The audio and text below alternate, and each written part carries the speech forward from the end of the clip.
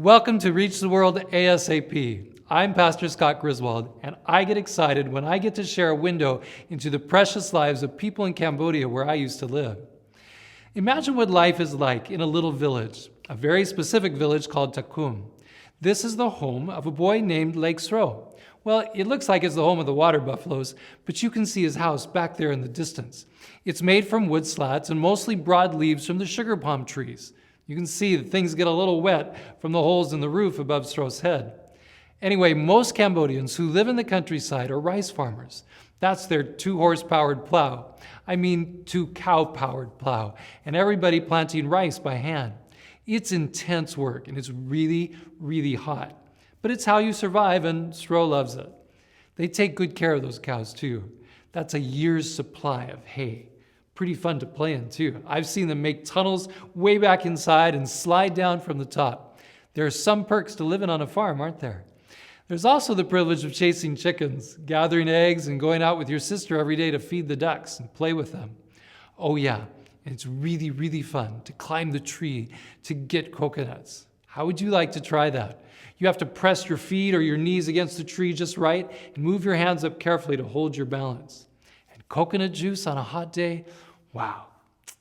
But mostly they're eating rice. See that white rice? It tastes good. Even if you eat it 3 times a day, which is what everybody in Cambodia does with something on it, like vegetables or a tiny bit of meat.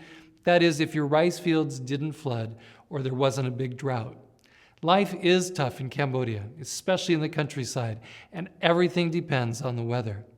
There's no irrigation system out there, so if the crop fails, you'll probably survive, but you may end up in long-time debt from borrowing seed rice for the next year. By the way, here's the stove that Sro cooks his rice on. It's neither gas nor electric. He uses wood or charcoal. It's not too convenient, but it works and it's pretty cheap. Sro's house isn't just for his parents and his sister and him. There are his grandparents and an aunt and uncle and their kids too. Family is really important, and you've got to share what you have. But what about Sro's future? The local school only goes to 6th grade, and the teachers, well, they need more training themselves.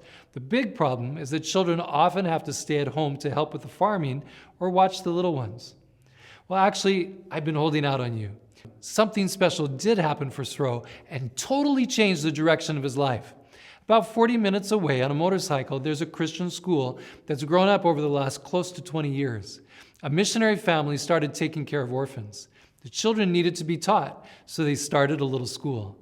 Volunteers came in to help, and slowly the school grew and grew until it's pretty big now. In fact, some of you surely know about the Seventh-day Adventist school near Siem Reap and Angkor Wat. It's the school at Wat Phra Yesu, or the Jesus Temple, otherwise known as the Salt Center that Tim and Wendy Maddox started. I love that place. You can feel the joy, you can feel the love when you go there. So many kids have poured into that school from different places in Cambodia.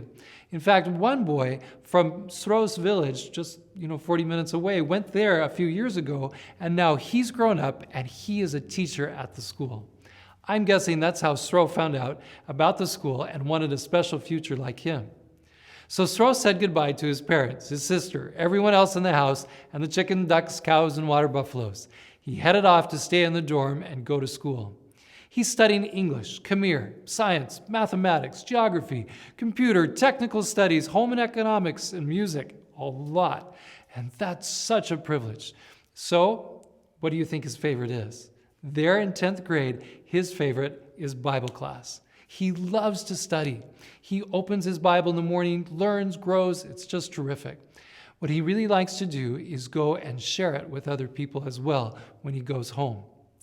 It's not all sitting in the classroom. He helps with the garden for the school. He took care of the dragon fruit. It's that long, skinny cactus thing in the picture there that has amazing fruit.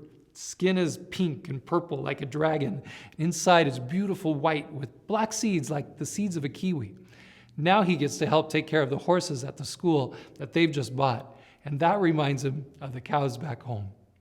Oh, and Sro's learned how to play the guitar by now. He helps out in song service at school, at worship times. But on the weekends, whenever he can, he's out the door and headed home to be with that special family of his.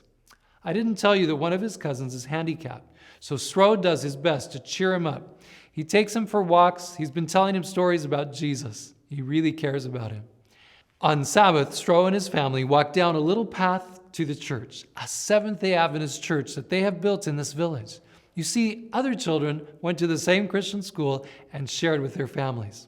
Stroh really wishes his dad would join them. He said, "Son, I believe in your God now, but I got to take care of the cows." But at least his mother and his auntie have become members. What does Stroh hope to be when he grows up? I don't think you'd be surprised to know that he wants to be a teacher.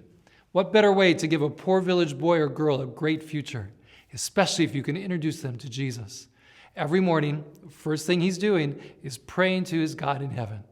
I'm really thankful that ASAP Ministries has the privilege of being the channel through which people like you can send money to send boys like Stroh to school. At the school, it costs $450 per year to send a child to school. That's really good. ASAP is committed to helping 20 children there, and the school won't turn away any children, but they run the school based on faith. So let's do what we can to be an answer to their prayers. Let's touch the villages. Let's touch more boys and girls. Together, let's reach the world ASAP.